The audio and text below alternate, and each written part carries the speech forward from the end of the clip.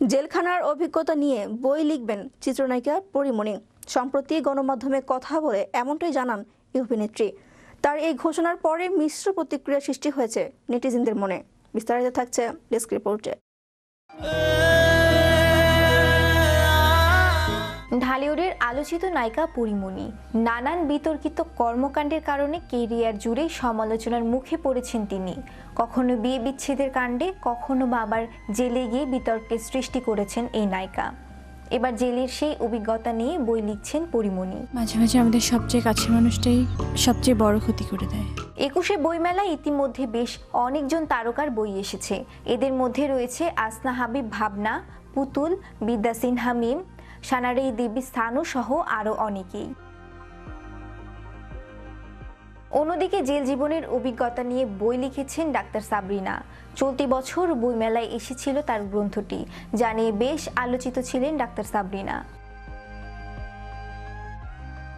এবার লেখক হিসেবে আত্মপ্রকাশ করতে যাচ্ছেন অভিনেত্রী পরীমণি।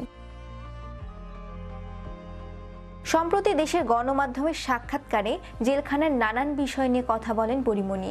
অভিনেত্রী বলেন, কেন জেলে গিয়েছিলেন সেই বিষয়টি এখনো স্পষ্ট নয় তার কাছে। তবুও জেল জীবনের অভিজ্ঞতা কেমন ছিল সেটা নিয়ে বই লিখবেন, যেখানে কারাবাসের দিনগুলোর গল্প তুলে ধরবেন এই চিত্রনায়িকা। তিনি আরো বলেন, আমি কাউকে খুন করিনি, জঙ্গি হামলা করিনি, আমার বাসায় কোনো বোমা ছিল না। আমি আসলে কি করেছি এটাই জানি না। ভালো বিষয় হলো এখান থেকে অনেক কিছু শিক্ষা নিয়েছি। জেলখানার অভিজ্ঞতা নিয়ে বই লিখছি। পরীমণির ভাষ্য, একটু স্ট্রেট ফরওয়ার্ড বলে হয়তো আমার সঙ্গে এমনটা হচ্ছে। তবে এখন আমি জানি মানুষ কি পছন্দ করে আর কি পছন্দ করে না।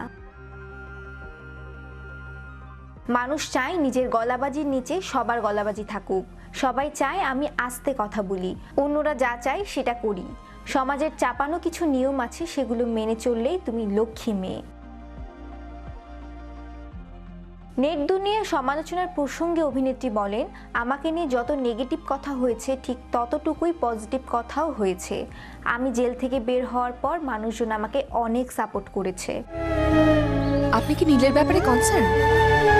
তাদের সঙ্গে আমার রক্তের কোনো সম্পর্ক না থাকলেও তারা আমার কাজের জন্যই পাশে দাঁড়িয়েছিল।